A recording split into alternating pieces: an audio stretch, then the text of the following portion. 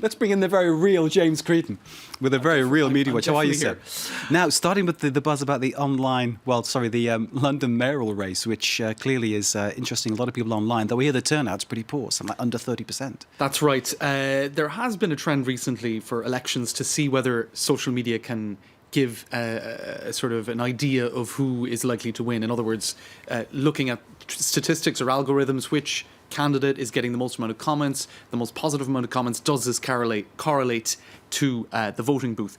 Apparently it does in this case. It doesn't always, I think, but here's who's winning on Twitter, and it is indeed Sadiq Khan, who's had the most number of, or who's been the most talked about on Twitter for the last 7 days and since the start of the year, and he received a large amount of positive tweets and more than his rival Goldsmith, etc. But in any case, I think what's interesting here, Mark, is this is an article on cityam.com about who's winning on Twitter. That's a photo of a dog, right? It's not one of the candidates. And I think it's an indication of the fact that there is an increasing trend of, at elections, this hashtag dogs at polling stations. Now, it's really a bit off topic. It's not really relevant to... Cute dog. But it's surprisingly popular. I'll just show you a few other photos. Democratic dogs, or sort of slightly puzzled looking pooches. There you go. I have only one other completely, what would you say, lowbrow piece of information for you. I think dogs are highbrow. Get more dogs than you can. Right, there you go. Katy Hopkins, how would you sum her up? A controversial columnist. If Sadiq Khan wins... She's a rent-a-quote sort of motor mouth who specialises in insulting people. Right, well, here's another very nasty Here's way. another That's quote. it. If Sadiq Khan wins London, I will run naked down Regent Street with a sausage up my bum in protest. And that just about sums her up. Right. And then she had to then plead, which was probably all very calculated, that please don't make me do that. Anyway, we'll probably move on, shall we? There you go. A hypocrite as well. Shame on you, Katy Hopkins. Say goodbye to the Donald Trump of London. That's another slogan we've been hearing a lot about regarding perhaps the identity politics that has been creeping in. Is he? No, I don't think he's that bad. But now that we are on the topic of Donald Trump, I'd like to move on to that. Go ahead. And I think we have a video by Hillary Clinton, which basically, I think... What's the expression in French when somebody opens a boulevard for you? In other words, they give you so much material that you just don't have to look. Anyway, it's pretty easy for Hillary Clinton's communications team these days. It is too easy, isn't it? That's right. Let's take a look at her latest attack ad on Donald Trump. They're rapists. I'll use the word anchor baby. This is a country where we speak English, not Spanish. You're going to have a deportation force. I will get rid of gun-free zones on schools. My first day, it gets signed. A total and complete shutdown.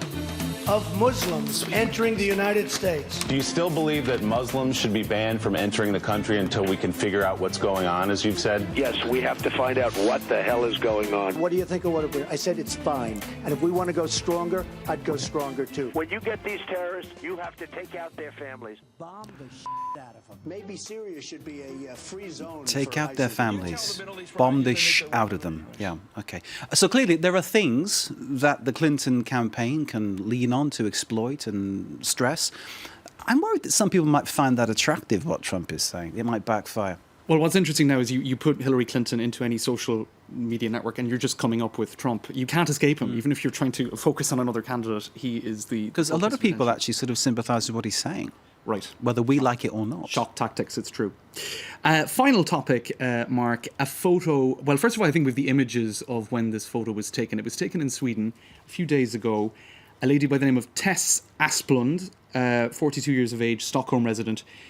She travelled to the city of Borlänge, some 200 kilometres north of Stockholm, to basically protest against a neo-Nazi protest, and you can see the image here. Well, this is the video of when the image was taken. She basically stood in front of a protest that had been authorized by the authorities. It was above board, if you like, in that regard. But her point is people like this should not be given the right to demonstrate in the first place because they are neo-Nazis spreading hatred. And if they got control of the country, they would kick me out and kick my family out. That's what she told the press afterwards. So that's the video footage that captures the moment when the photo was taken. But let's come back to the actual image, because it is extremely striking. It shows her staring into, well, what it looks like she's staring into the eyes of one of the three guys there leading that protest march. And indeed, it got 25,000 shares on social media. Evocative as well. Marcus would know more about this, of a photo taken in 1985. This was in a Lady with the Bag, it's called, in Växjö. Växjö. Thank It's you. a southern Swedish town. Taken in 1985, it shows a woman in southern Sweden hitting a neo-Nazi demonstrator with her handbag. So a good history of striking images coming out of Sweden of people facing up to Well, I actually neo-Nazis. remember growing up with this picture, essentially. I mean, I've seen it thousands and thousands of times. It's something that you sort of... You see every now and then. It sort of just crops up, that picture. And I think you're right. We might actually see the other pictures sort of cropping up more and more. I guess the thing is, there's such a proliferation of images now with social media that it's more difficult for one image to, I suppose... well, then again, there is the viral effect. So 2 images in any case that have got a lot of attention. James and Marcus, we need to leave it there. Thank you very much indeed. Well done. Respect to Maria Teresa Asplund, whose Twitter account I'm looking at right now. Brave lady. And thank you for watching. Stay with us. More news to come.